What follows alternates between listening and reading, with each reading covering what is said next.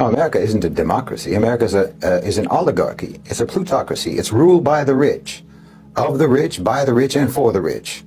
Democracy in America is just a smokescreen. It's a charade that they perform every election cycle just to pacify you, to make you believe that you have some stake in the system. But I mean, look at the reality. For roughly the first 100 years of American so-called democracy, only white male property owners could vote.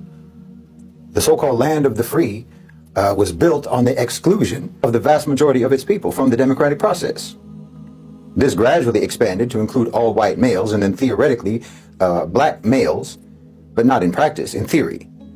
Eventually they had to grant the vote to women and Native Americans. Imagine that. The indigenous people of that land were the last to be given the right to vote in that land. What kind of democracy is that? But they never wanted power in the hands of the people. As the franchise of voting expanded to include those who were not white male property owners, the real power moved further and further away from the democratic process. They dangled the right to vote in front of you to make you think that you're a participant in power. But they kept the real power in the hands of the wealthy elite, more and more so over the years. As the right to vote expanded, the relevance of the vote contracted. I said no one ever intended for power to be in the hands of the people, and it never has been. I mean, just look at how money controls politics in America today. The Supreme Court's decision on the Citizens United case opened the floodgates for corporate money in elections. Billionaires and corporations pour millions and millions of dollars into political campaigns, drowning out the voices of ordinary people, of the whole electorate. They're hiring candidates. They're writing laws. They're purchasing policies that serve their interests. This isn't democracy, it's oligarchy. When a handful of wealthy individuals can dictate policy and sway elections, obviously democracy doesn't exist. Politicians just do a tour of duty in government to prove their loyalty to their funders before moving to highly paid positions in the private sector, working then for the same people that they worked for all along. The democracy they have is the one they always intended to have, which is one in which only the rich and the owners of the society have any say. You have the right to free speech only because no one listens to you. And where has this led? Where has this system of yours led? Well, it's led to the only place that ever could lead. It's led to the creation of an unaccountable oligarchical elite who don't see you as anything but entries in their accounting books, either as assets that they own or liabilities that they need to eliminate.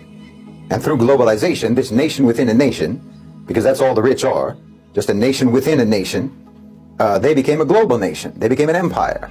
And America is just one of the territories under their sovereignty. Oh, they colonized you. America became a colonized country, conquered by their very own monopolistic plutocratic elites. And they're subjugating you and the entire collective West the same way that you colonized and subjugated our countries. They've created global institutions, imperial institutions like BlackRock, like Vanguard, like State Street. That's why I talk about the owners and controllers of global financialized capital. The owners organized institutions of control, and that's what BlackRock is. BlackRock is like the Ministry of Imperial Expansion. It's like the colonial office of the old British Empire. And we in the global South, in the Muslim world, recognize it as such. Nobody likes BlackRock. Nobody likes the fact that we have to deal with this now, this predatory monster that you made, that your system created, because you created the most insane wealth gap in history. You know, you brag about how brilliant your economy is, how your brilliant economy has created more billionaires than any other economy, as if that's a sign of economic health, not economic deformation. You know, you don't say that about anything else. For anything else, such kind of a disproportion like that is seen as ugly and unnatural, like if someone has abnormally large teeth or something, or like those guys who lift weights in the gym but only work upper body muscles, so they have little spindly chicken legs. Your economy is a mutant. The point of a healthy economy is not to produce huge disparity, but you brag about it. Even as you hate BlackRock, while you made BlackRock, you created this class, you created this nation of parasitic wealth hoarders and the institutions they use to organize their economic power, the institutions of the feudal elite, the institutions that they use to consolidate and expand their control over everything. Well, nobody likes it, but you did it. You created this super predator, and now we all have to deal with it. And of course, BlackRock, State Street, and Vanguard, it's not the first time you did something like this. The East India Company, the United Fruit Company, they were earlier versions of these types of institutions, these institutions of economic imperialism. And of course, for all of these institutions, the current ones and the previous ones, their main business has always been war and pillage. Because the fact is, you've never really come up with another way to make money. All your technology is only made possible by vicious exploitation, slavery, and violence. You know, it bewilders me. Every argument that Westerners make to substantiate their claim that their so-called civilization is superior, every argument is materialistic.